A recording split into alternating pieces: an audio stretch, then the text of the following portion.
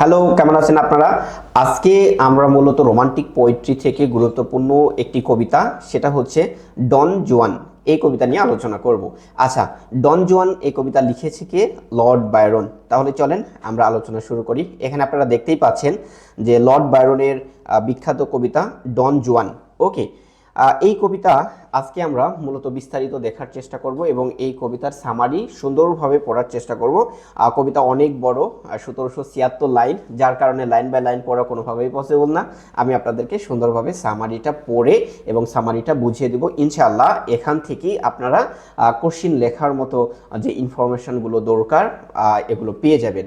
আশা করা যায় এর বাহিরে আপনাকে কি করতে হচ্ছে না, এর বাহিরে ইনফরমেশন কালেক্ট না করলেও চলবে। তাহলে চলেন আমরা আজকের আলোচনা শুরু করি। তাহলে এখানে দেখতে পাচ্ছেন আজকে আমাদের আলোচনায় টপিকে রয়েছে ডন জুয়ান। ডন জুয়ান, ওকে, এটা লিখেছিল কে? Lord Byron. তাহলে লর্ড বায়রন সম্পর্কে আমরা একটু কিছু জেনে আসি। লর্ড বায়রন সে মূলত 1788 সালে ইংল্যান্ডে জন্মগ্রহণ করে। কত সালে? 1788 সালে। এবং আমরা যদি দেখি যে তার যে পুরো নাম জর্জ গর্ডন বায়রন, তার পুরো নাম ছিল কি? আচ্ছা, জর্জ গর্ডন বায়রন। এবং তার বাবা মূলত একজন হচ্ছে ক্যাপ্টেন ছিল, তার নাম ছিল জন বায়রন। ওকে, আচ্ছা, এখান থেকে আর যে ইনফরমেশান আমাদের জানা দরকার, অর্থাৎ এখান থেকে সে বেশ কিছু সাহিত্য লিখেছিল, যেমন হচ্ছে তার বিখ্যাত সাহিত্যকর্ম ডন জুয়ান, শি ওয়ালকস ইন বিউটি, ম্যানফ্রেড।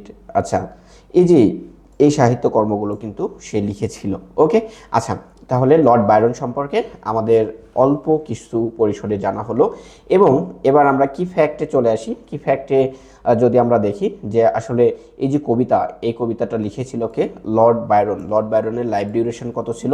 1788 সাল থেকে 1824 সালে। ওকে, আচ্ছা, এটার যে টাইটেল, অর্থাৎ আমাদের মানে আজকের কবিতার যে টাইটেল সেটা হচ্ছে ডন জুয়ান ক্যান্টো 1। এখানে অনেকগুলো ক্যান্টো রয়েছে, তো তার মধ্যে আমাদের সিলেবাসে মূলত ক্যান্টো 1টাই ইনক্লুড করা হয়েছে।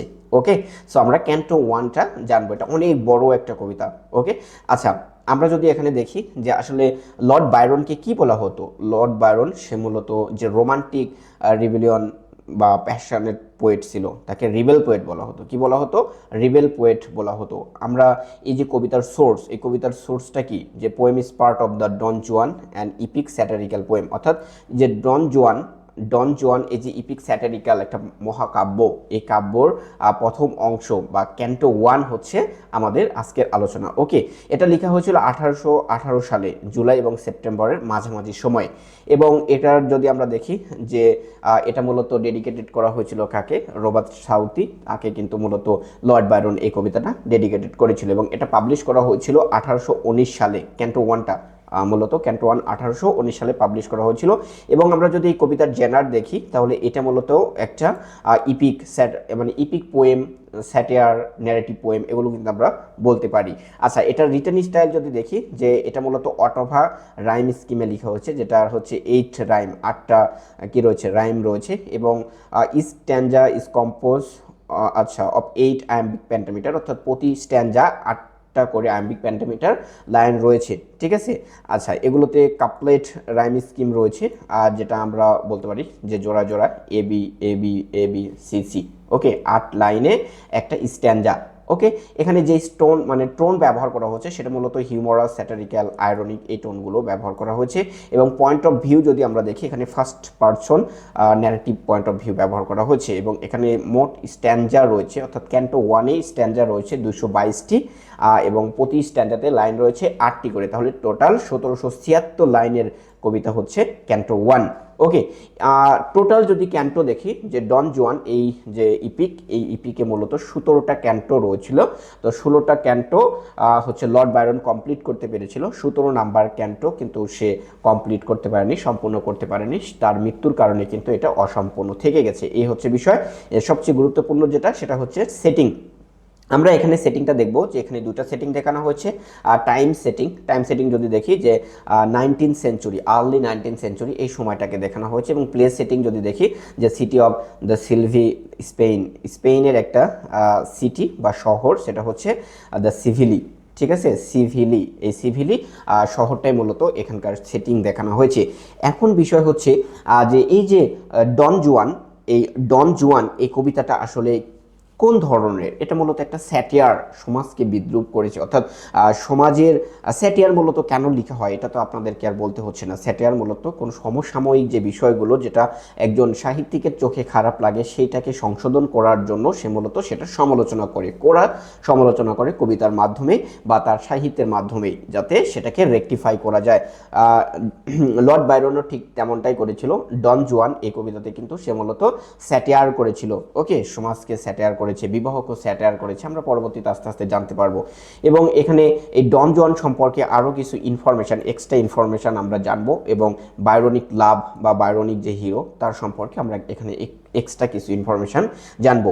এই যে ডন জুয়ান এই যে ক্যারেক্টার, এখানে যদি আমরা দেখি এই ক্যারেক্টারটা, তাহলে দেখেন আমরা এই ক্যারেক্টার সর্বপ্রথম একজন সাহিত্যিক যার নাম ছিল টার্সো ডি মোলিনা, তার যে একটা বিখ্যাত ট্র্যাজেডি ইলবার্লাডো ডি সিভিলা, এই ট্র্যাজেডিতে সে মূলত ডন জুয়ান এই ক্যারেক্টার সর্বপ্রথম ব্যবহার করেছিল, এবং এটা পাবলিশ করা হয়েছিল 1630 সালে। কিন্তু আমরা দেখছি কত বছর পরে, প্রায় 1819 সালে এসে এখানে এই ক্যারেক্টার কিন্তু আবার ব্যবহার করা হলো, ঠিক আছে। আর এই যে হচ্ছে যে ট্র্যাজেডি, এই ট্র্যাজেডির মানে হচ্ছে দ্য সিডিউসার অফ দ্য সিভিলির যে সিডিউসার, ওকে। আচ্ছা, যাই হোক, আমরা এখানে দেখি যে এই ক্যারেক্টারকে মূলত লর্ড বাইরন তার মহাকাব্যের মধ্যে কিন্তু তুলে ধরেছে। আচ্ছা, এরপরে এখানে আমরা একটা বিষয় দেখব যে বাইরনিক লাভ বা বাইরনিক হিরো আর বাইরনিক লাভটা কেমন, এটা আমাদেরকে একটু জানতে হবে। বা বাইরনিক হিরো কি, বাইরনিক হিরো সম্পর্কে আমরা পরবর্তীতে আস্তে আস্তে জানতে পারবো আজকের আলোচনা থেকেই, এবং বাইরনিক লাভটা সম্পর্কে আমরা একটু কিছু জেনে নিই। দেখেন এখানে আমরা পড়ি যে Byronic love refers to a passionate or often tumultuous romantic style associated with the poet Lord Byron. অর্থাৎ বাইরনিক লাভটা হচ্ছে সেই লাভ যেটা মূলত লর্ড বাইরন কি করেছিল, মানে এটাকে ক্রিয়েট করেছিল, এমন একটা রোমান্টিক প্যাশনেট লাভ, ওকে। আচ্ছা, তার যে ক্যারেক্টার ডন জুয়ানের মাধ্যমে মূলত এটা কি করেছিল, সৃষ্টি করেছিল, দেখিয়েছিল, যার কারণে পরবর্তীতে তার নাম অনুসারে, তার নাম হচ্ছে লর্ড বাইরনের নাম অনুসারে এই লাভটাকে বাইরনিক লাভ হিসেবে কিন্তু তুলে ধরা হচ্ছে। তো এই যে লাভ, ভালোবাসা, এই ভালোবাসারও কিছু ফিচার্স রয়েছে, অর্থাৎ এই লাভ কেমন হবে, ইমোশনাল হবে, তারপরে হচ্ছে রিবিলিয়ন হবে, তারপরে অনেক সময় হতে পারে ডার্কনেসের মধ্যে, অর্থাৎ এখানে যে প্রেমিক প্রেমিকা তাদের ভালোবাসাটা সফল নাও হতে পারে, সাকসেস নাও হতে পারে, একজন আরেকজনকে নাও পেতে পারে, এটা হচ্ছে বাইরনিক লাভ। কিন্তু খুবই হচ্ছে যে প্যাশনেট। এখানে আমরা যেটা দেখি, বাইরন মূলত এই ভালোবাসাতে ফিজিক্যাল লাভকে বেশি প্রাধান্য দিয়েছে। এখানে হচ্ছে স্পিরিচুয়াল, আত্মায় ভালোবাসা, এই ভালোবাসার কোনো দাম নাই। এখানে সে মূলত যেটা দেখিয়েছে যে সরাসরি ভালোবাসাটা কেমন হবে, ফিজিক্যাল হবে। এই ভালোবাসার কথা কিন্তু এই বাইরনিক লাভ দ্বারা মূলত বোঝা হচ্ছে, নট স্পিরিচুয়াল অর প্ল্যাটনিক লাভ, ঠিক আছে।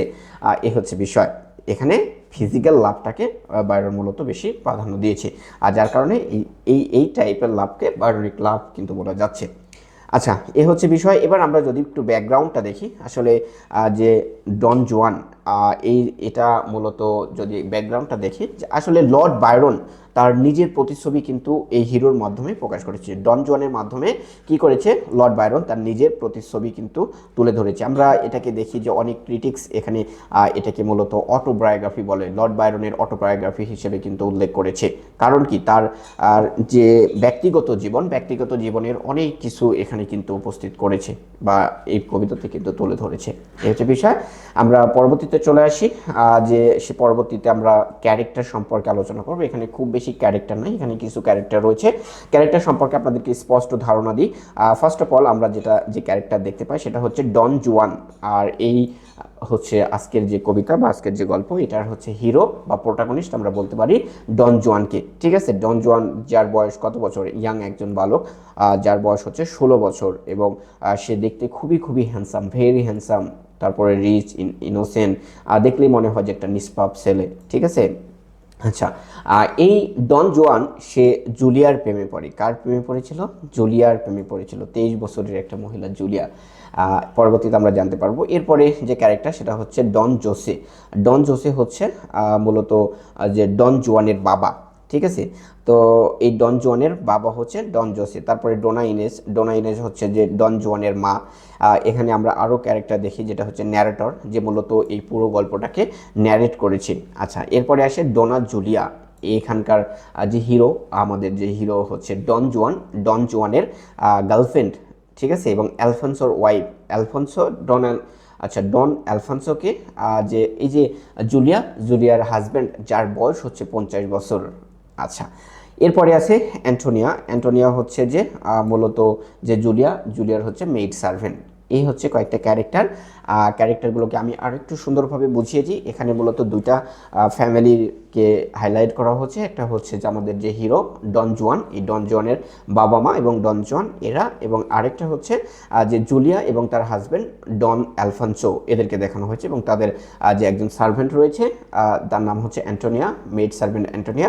এবং এখানে আরও একটা ক্যারেক্টার, সেটা হচ্ছে ন্যারেটর, যে গল্পটা বর্ণনা করেছে। এই হচ্ছে আমাদের ক্যারেক্টার। এবার চলেন আমরা মূল গল্পে সামারিতে চলে আসি। আবারও বলছি, এটা অনেক বড় 1776 লাইনের একটা কবিতা, যেটা লাইন বাই লাইন পড়লে অনেক সময় লেগে যাবে বা অতটা পড়ার প্রয়োজনও বোধ করছি না, যার কারণে আমরা সামারিটাকে সুন্দরভাবে পড়ার চেষ্টা করব। এখানে যে সামারিটা আমরা লিখেছি, এই সামারি সুন্দরভাবে আপনাদেরকে পড়ে লাইন বাই লাইন পড়ে গল্প আকারে বুঝিয়ে দিব, এবং এটার সাথে বাংলা সামারিও কিন্তু রয়েছে। আপনারা এই ক্লাস দেখার পরে এখানে যে পিডিএফ সেকশন রয়েছে বা ডকুমেন্টস যে সেকশন রয়েছে, সেই সেকশন থেকে আপনারা এটা কালেক্ট করে নেবেন, এই লেকচার শিটটা কালেক্ট করে নিয়ে বাংলাটা আপনারা একবার পড়ে ফেলবেন। এই হচ্ছে বিষয়।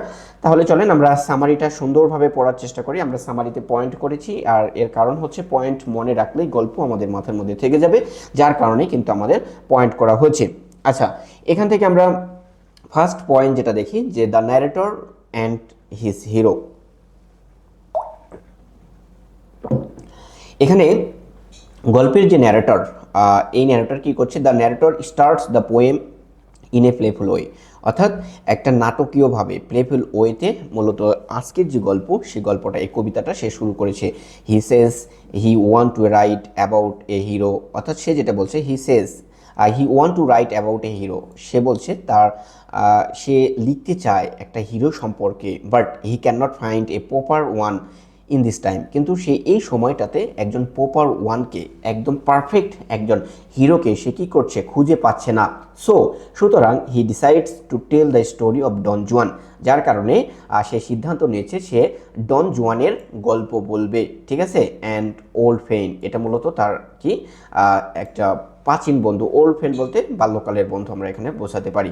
আচ্ছা, the narrator speaks in the first person I and share his thoughts with the readers, অর্থাৎ ন্যারেটর এখানে first person point of view থেকে গল্পটা বলছে, এবং তার যে চিন্তা চেতনা, তার যে গল্প, সেই গল্পটা পাঠকদের সাথে শেয়ার করছে। আচ্ছা, this makes the poem more personal and friendly, অর্থাৎ এই যে সে যে স্টাইলটা ব্যবহার করলো, এটা মূলত আসলে এই গল্পটাকে, এই কবিতাটাকে আরও জীবন্ত করে তুলছে।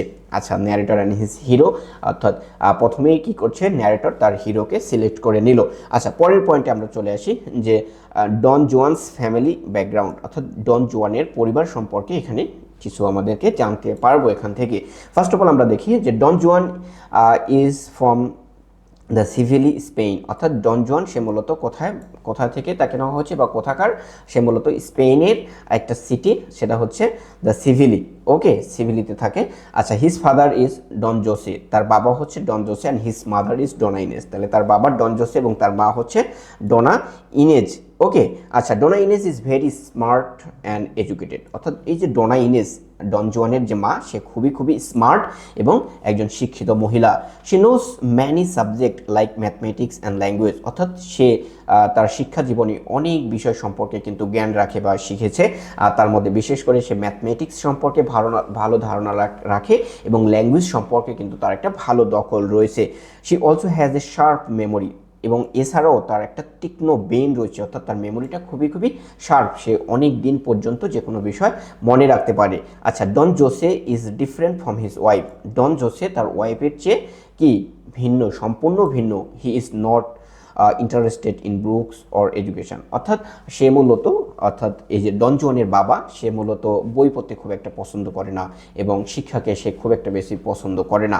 আচ্ছা, she spends more time looking at women, সে বাজে মহিলাদের সাথে বেশি সময় কাটাতে পছন্দ করে। তাহলে আমরা এখানে দুইটা ক্যারেক্টার দেখতে পাচ্ছি।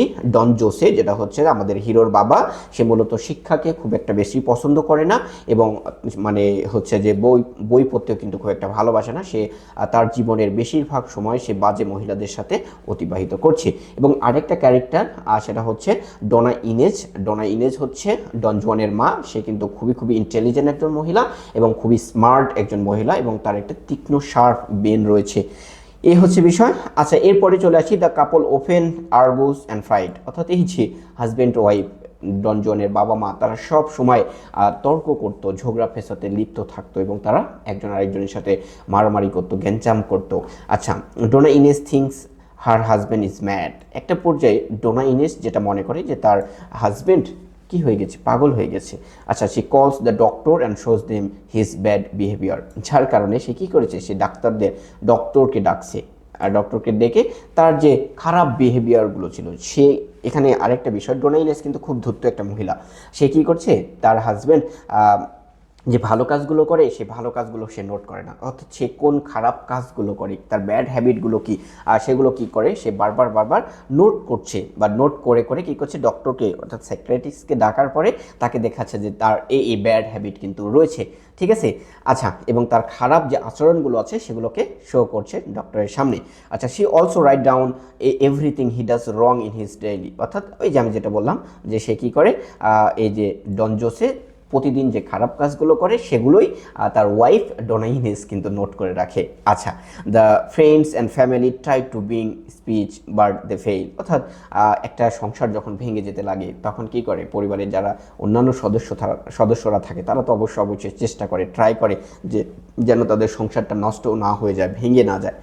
সেম এভাবেই কিন্তু তাদের বন্ধু বান্ধব, তাদের পরিবারের অন্যান্য সদস্যরা কি করেছে, তারা কিন্তু চেষ্টা করেছে যাতে তাদের এই সম্পর্কটা পুনরায় ঠিক হয়ে যায়, তারা এমনভাবে সেপারেট না হয়ে যায়। আচ্ছা, before things get worse Don Jose die from the malaria, কিন্তু অর্থাৎ একদম তাদের সেপারেট হওয়ার আগ মুহূর্তে একটা পর্যায়ে কি হয়ে যায় যে এই যে ডন জুয়ানের বাবা সে ম্যালেরিয়া আক্রান্ত হয় এবং সে কিন্তু মারা যায়। লেটা চুকে গেছে, তাই না, যে তাদের তো এভাবে থাকলে তারা তো সেপারেট হয়ে যেত, তখন আরেকটা আকার ধারণ করতো, কিন্তু এখানে আমরা যেটা দেখছি যে সে ম্যালেরিয়া রোগে অলরেডি আক্রান্ত হয়ে মারা গেছে। আচ্ছা, Don Juan becomes the only heir of his father's property, তো ডন জুয়ান এখন তার বাবার প্রপার্টির একমাত্র উত্তরাধিকারী, তাই না, এই হচ্ছে বিষয়। তাহলে আমরা এখান থেকে এই পয়েন্টের মাধ্যমে যেটা দেখলাম যে এই ফ্যামিলির ব্যাকগ্রাউন্ডের মধ্যে দেখলাম, আমি এক কথায় সহজভাবে আপনাদেরকে বুঝিয়ে দিচ্ছি। এখানে কি রয়েছে যে এই যে ডন জুয়ানের যে ফ্যামিলি, ডন জুয়ানের বাবা মা তারা দুই রকমের মানুষ, দুই মেন্টালিটির মানুষ, তারা একজন আরেকজনকে সেভাবে মেনে নিতে পারতো না। ডন জোসে সে কী করতো, মদ্যপান করতো, বিভিন্ন নেশা করতো, মেয়েদেরকে নিয়ে ঘুরে বেড়াতো, ঠিক আছে, অধিক সময় মেয়েদের সাথে অতিবাহিত করতো, এটা একটা ব্যাড হ্যাবিট। এবং অপরদিকে ডোনা ইনেস সে খুবই শিক্ষিত একজন মহিলা এবং সে ধূর্ত প্রকৃতির একজন মহিলা, যে তার স্বামীর এই অপকর্মগুলোকে কোনোভাবে মেনে নিতে পারছিল না, যার কারণে তার স্বামী যে ব্যাড বিহেভিয়ারগুলো রয়েছে, খারাপ কাজ যেগুলো করতো সেগুলো সে নোট ডাউন করে রাখতো এবং পরিবারের অন্যান্য সদস্য তাদেরকে দেখাতো। একটা পর্যায়ে সে মনে করে যে তার স্বামী পাগল হয়ে গেছে, যার কারণে সে ডাক্তারকে ডেকে তার খারাপ বিহেভগুলো কিন্তু তাদের কাছে শো করে। যাই হোক, একটা পর্যায়ে তারা সেপারেটের পর্যায়ে চলে যায়, কিন্তু তার আগেই ডন জোসে কি হয়ে যায়, এই যে ম্যালেরিয়া রোগে আক্রান্ত হয়ে সে কিন্তু মারা যায়। এই হচ্ছে বিষয়। পরবর্তীতে চলে আসি, এই যে ডন জুয়ানের বাবা যে মারা গেল, তার মা ডোনা ইনেজের একমাত্র স্বপ্ন দাঁড়ালো তার সন্তান ডন জুয়ানকে শিক্ষিত করা, ভালো মানুষে পরিণত করা তার জীবনের একমাত্র উদ্দেশ্য এবং টার্গেট হয়ে গেল। এরপরে আমরা দেখি যে ডোনা ইনেজ কি করছে। ডোনা ইনেজ হচ্ছে ডন জুয়ানস এডুকেশন, অর্থাৎ তার ছেলেকে পড়ানোর জন্য কি করছে, আমরা একটু দেখি যে আফটার ডন জোসেস ডেথ, অর্থাৎ ডন জোসের মৃত্যুর পরে Donna Inez takes full control of Don Juan's education, অর্থাৎ তার সন্তানের পড়াশোনার ফুল দায়িত্ব কিন্তু নিয়ে নেয়। She teaches him many things like the riding, the fencing, shooting and language, অর্থাৎ সে তার সন্তানকে অনেক কিছু শিখিয়েছে, যেমন রাইডিং শিখিয়েছে, তারপরে ফেন্সিং শিখেছে, শুটিং শিখিয়েছে, বিভিন্ন ভাষা শিখিয়েছে। আচ্ছা, এগুলো কি করেছে, সবগুলো শিখেছে।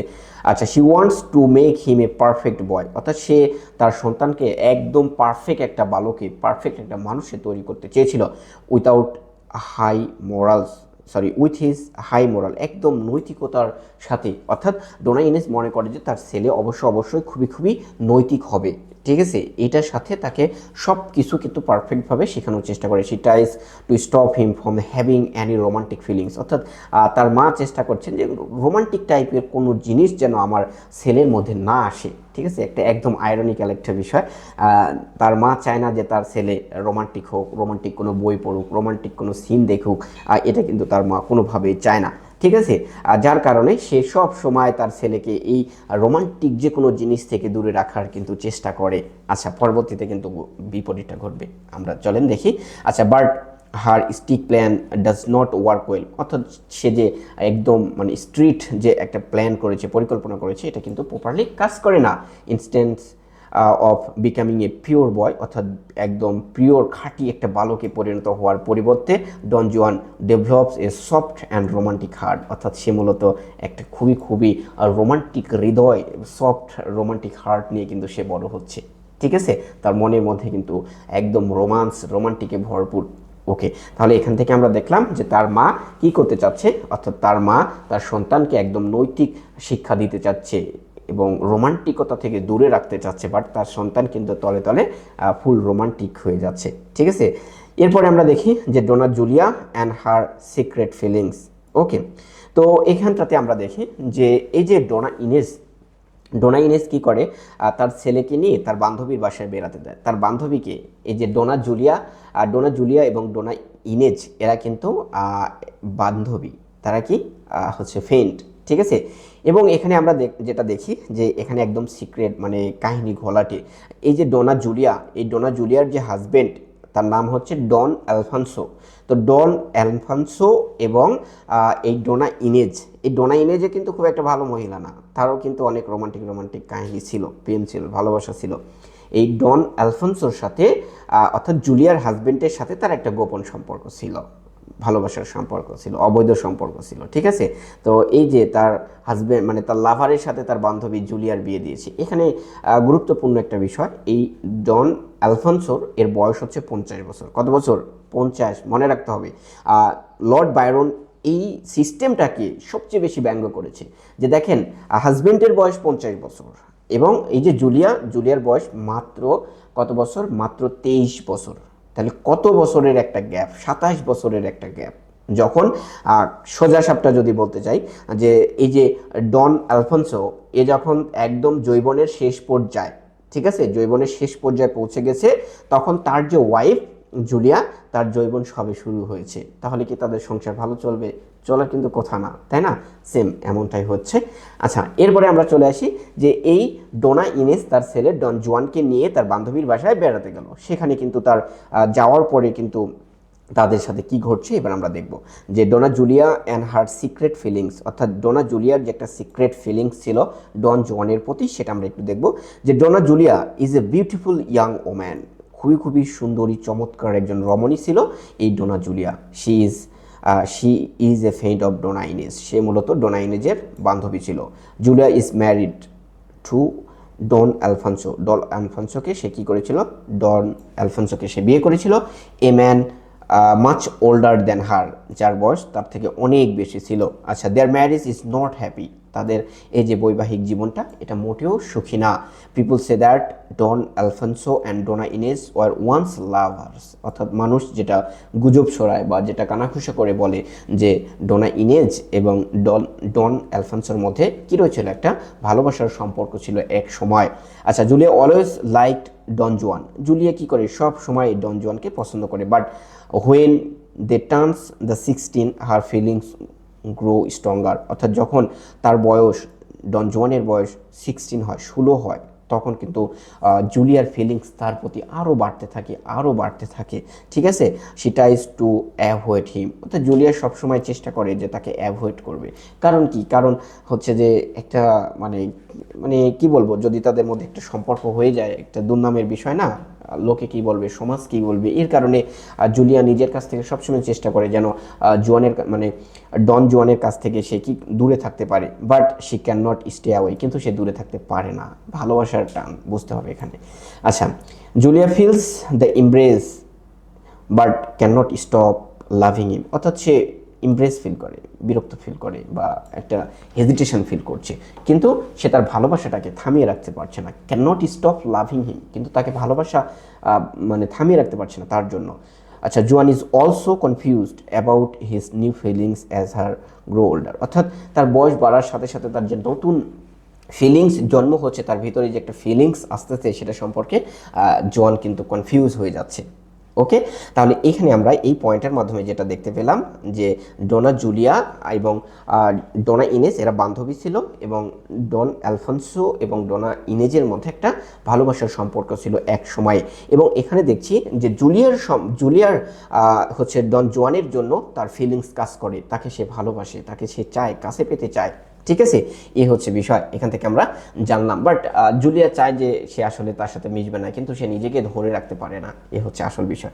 এরপরে আমরা চলে আসি পরে, যে পরের পয়েন্টটা কি, their affair between Don Juan and Donna Julia, এবং এবার আমরা এদের যে সম্পর্কটা সেই সম্পর্কটা সম্পর্কে জানবো। ওকে, তাহলে চলেন আমরা একটু দেখে আসি যে ওয়ান ইভিনিং ইন জুন, জুনের এক বিকালে, ইভিনিং, ওকে, অর্থাৎ জুনের এক সন্ধ্যায়, জুলিয়া অ্যান্ড জোয়ান আর অ্যালোন ইন এ গার্ডেন, অর্থাৎ জুলিয়া এবং জোয়ান তারা একাকী, শুধু দুইজন ব্যক্তি, তারা বাগানের মধ্যে কি করছে, একাকী বসে আছে। Their hand touch by accidentally, অর্থাৎ তাদের হাত একজন আরেকজনের হাত অ্যাক্সিডেন্টলি একটা হাত আরেকটা হাতের সাথে টাচ করছে। আর জোয়ান slowly puts his arm around Julius West, অর্থাৎ তারপরে কি করলো, জোয়ান আস্তে করে তার যে হাত জুলিয়ার কোমরে কিন্তু দিয়ে দিল। আচ্ছা, Julia thrice to stop herself, অর্থাৎ জুলিয়া চেষ্টা করছে নিজেকে সামলানোর, মানে স্টপ করার চেষ্টা করছে, but in the end the she give in, কিন্তু পরবর্তীতে সে চেষ্টা করে সেটা রুখতে পারলো না।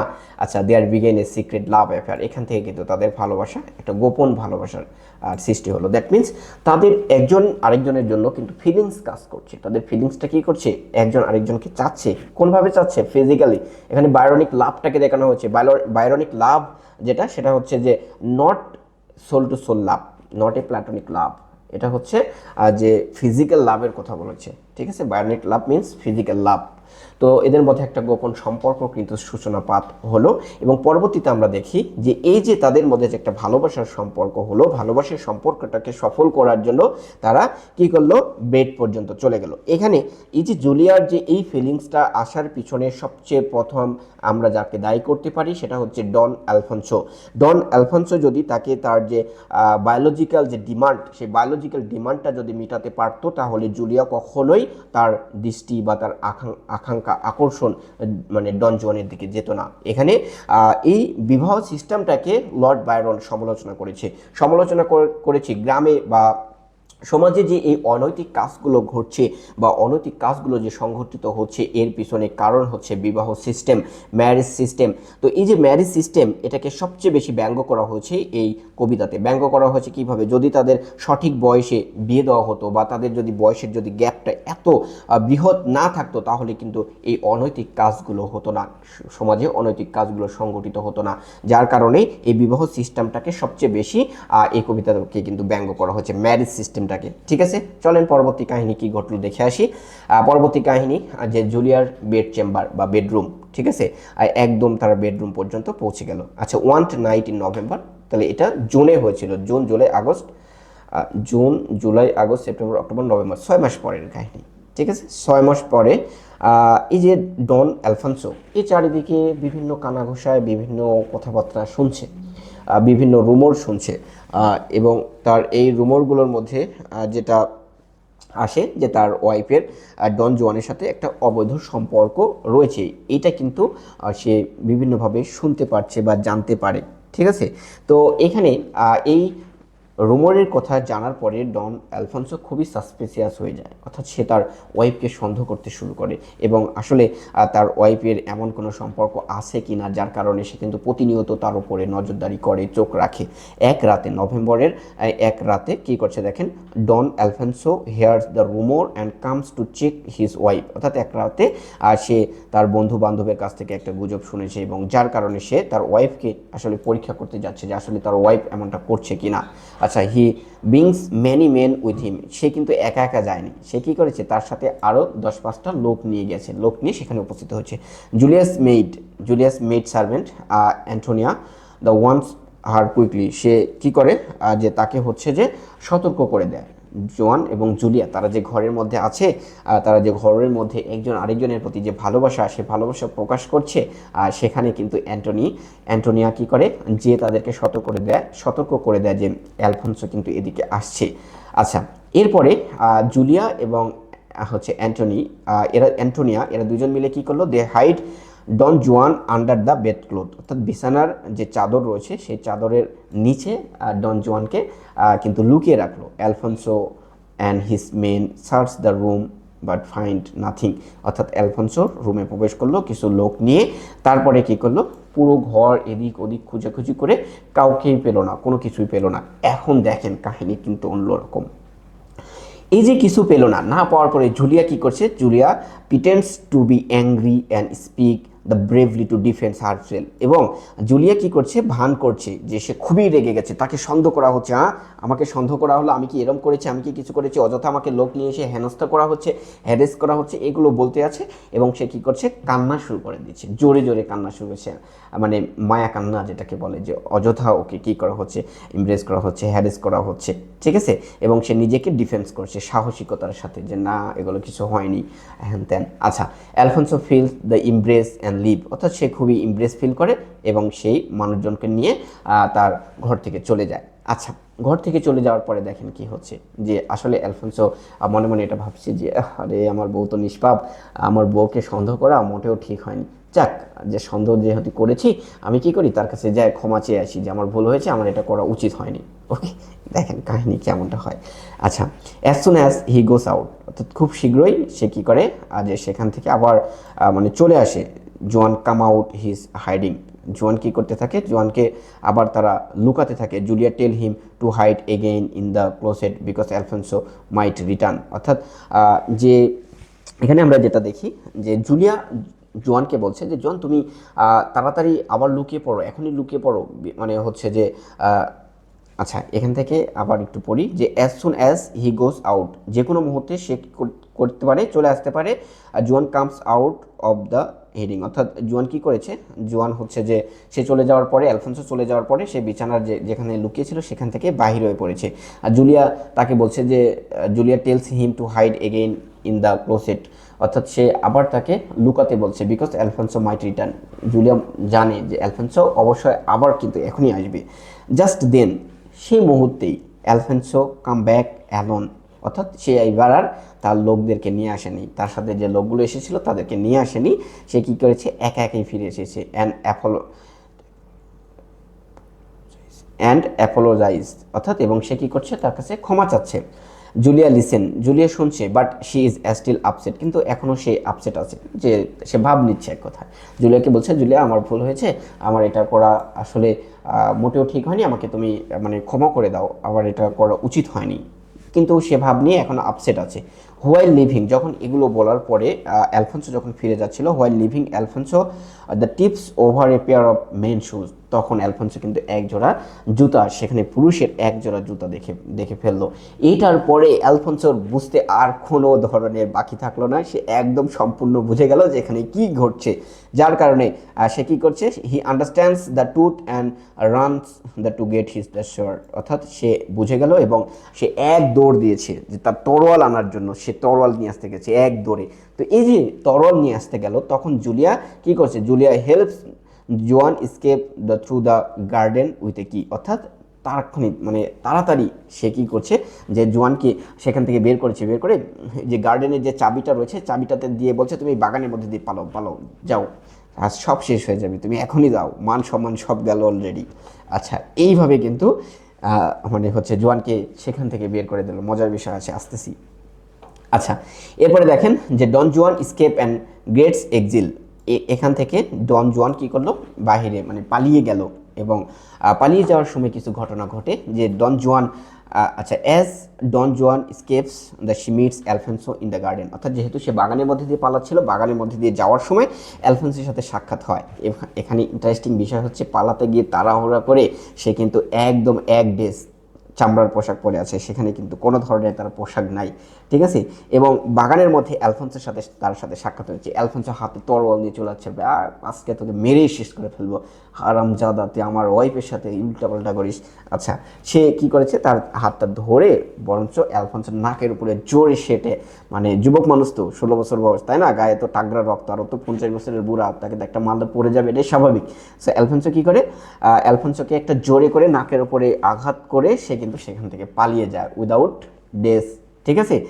এই হচ্ছে বিষয়। তো পরবর্তীতে আমরা যেটা দেখি, আমরা একটু শেষ পর্যায়ে চলে এসেছি। পরবর্তীতে আমরা যেটা দেখি যে অ্যালফোন্সো কিন্তু তার ওয়াইফের উপরে মাইন্ড করে এবং এটা শোনা যায় যে সে তার ওয়াইফকে ডিভোর্স দিতে চায়, ওয়ান্ট টু ডিভোর্স জুলিয়া। সে কী করতে চায় যে এই ঘটনার পরে তার ওয়াইফকে সে ডিভোর্স দিতে চায়। Donna Inez is ashamed for her son's action, অর্থাৎ তার সন্তানের এই অ্যাক্টিভিটির কারণে সে কী করতে চায়। মানে এখানে দেখেন কাহিনী কি ঘটছে। কাহিনী হচ্ছে প্রেমিক ডন জুয়ান তো হচ্ছে যে, সরি, ডোনা ইনেস তো ডন অ্যালফোন্সোর হচ্ছে লাভার ছিল, তাই না। তো লাভারের ছেলে, বিলাভডের ছেলে তার ওয়াইফের সাথে আকাম কুকাম করে ফেলছে। তো এই কারণে ডোনা ইনেস খুবই খুবই লজ্জাবোধ করতে থাকে এবং সে তাকে, তার ছেলেকে কি করে যে ভ্রমণের জন্য পাঠিয়ে দেয় 4 বছরের জন্য, 4 বছর, দ্য 4 ইয়ার, 4 বছরের জন্য ভ্রমণে পাঠিয়ে দেয়, মানে ট্রাভেলে পাঠিয়ে দিয়েছে। কোথায়? ইউরোপে। সে ইউরোপের বিভিন্ন শহর ঘোরাফেরা করে। আচ্ছা, এরপরে আরও একটা ইন্টারেস্টিং বিষয়, এদিকে জুলিয়ার সাথে যে ঘটনাগুলো ঘটছে, জুলিয়াকে কোথায় পাঠানো হয়? কনভেন্টে পাঠানো হয়, তাকে রেকটিফাই করার উদ্দেশ্যে। সে যত এই যে অপরাধ করেছে, অপরাধ থেকে সে যত মুক্তি পায়, যার কারণে তাকে নানদের কাছে পাঠানো হয়, চার্চে পাঠানো হয়, সে যাতে তার ভুলগুলো সংশোধন করতে পারে। এটার পূর্বে, অর্থাৎ তাকে যে এখানে পাঠানো হচ্ছে বিফোর লিভিং, এখানে যাওয়ার পূর্বে সে ডন জোয়ানকে একটা চিঠি লেখে। She sent a love letter to Juan এবং saying she does not regret their love, অর্থাৎ সে যেটা মনে করে, সে যেটা বলে যে তার একটা লাভ লেটার মানে পাঠায় এবং তাকে বলে যে she does not regret their love, অর্থাৎ তাদের যে ভালোবাসা, সে ভালোবাসার কারণে সে রিগ্রেট নয়, ঠিক আছে। সে মানে হচ্ছে যে সাপোজ এক কথায় যে সে অপরাধ বোধ করেছে, সে এই অপরাধ বোধ করেনি, বরঞ্চ তাদের আরও ভালোই হয়েছে, ঠিক আছে। এই হচ্ছে বিষয়। তো আমরা একটা পর্যায়ে ন্যারেটরের কিছু ফাইনাল উক্তি একদম লাস্টে দেখতে পাই, সেটা হচ্ছে the before ending canto 1 the narrator the talks about his thought, অর্থাৎ তাদের চিন্তা চেতনা সম্পর্কে কিছু বলে। He jokes about the other poets like Wordsworth Coleridge, অর্থাৎ সে অন্যান্য কবিদেরকে নিয়ে কিন্তু মজা করে বা বিভিন্ন বিদ্রুপমূলক বাক্য ছড়ায়। She says he is the growing old and their heart is tried. He defends his story by saying it is not immoral, অর্থাৎ সে মূলত এই যে তার যে গল্পটা, সেই গল্পটাকে ডিফেন্স করে, যেটা বলে যে এটা মূলত মোরাল নয়, ইমোরাল নয়। She also Sage good bye to the readers for now, অর্থাৎ মূলত পাঠকদেরকে বিদায় জানিয়ে এই গল্পটা শেষ করে। সো এই হচ্ছে বিষয়।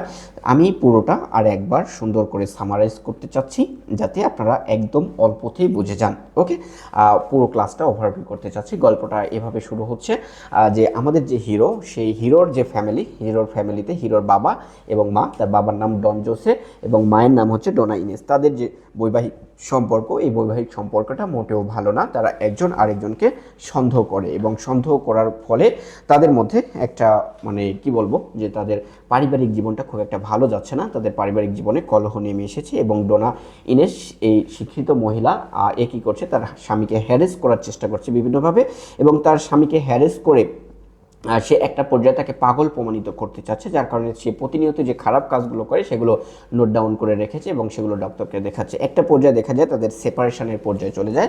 আর সেই মুহূর্তে আমরা যেটা দেখি যে ডন জোসে ম্যালেরিয়া রোগে আক্রান্ত হয়ে মারা যায়। এরপরে ডোনা ইনেজের জীবনের একমাত্র উদ্দেশ্য হয় সে কী করবে, তার সন্তানকে ভালোভাবে নৈতিক শিক্ষা শিক্ষিত করে তুলবে। এটা কিন্তু তার জীবনের একমাত্র উদ্দেশ্য, যার কারণে সে তার ছেলেকে সে বিভিন্নভাবে এক্সপার্ট করে, বিভিন্ন প্রশিক্ষণ দেয়। বাট এখানে সে চাচ্ছে তার ছেলে নৈতিক শিক্ষায় শিক্ষিত হোক এবং রোমান্টিক যে কোনো বিষয়, রোমান্টিক বই, রোমান্টিক গল্প, রোমান্টিক মুভি বা যে কোনো জিনিস থেকে তাকে দূরে রাখার চেষ্টা করে যাতে সে রোমান্টিক না হয়। বাট তার হৃদয়ে, ডন জুয়ানের হৃদয়ে কিন্তু রোমান্টিক ভাব নিয়েই সে বড় হচ্ছে।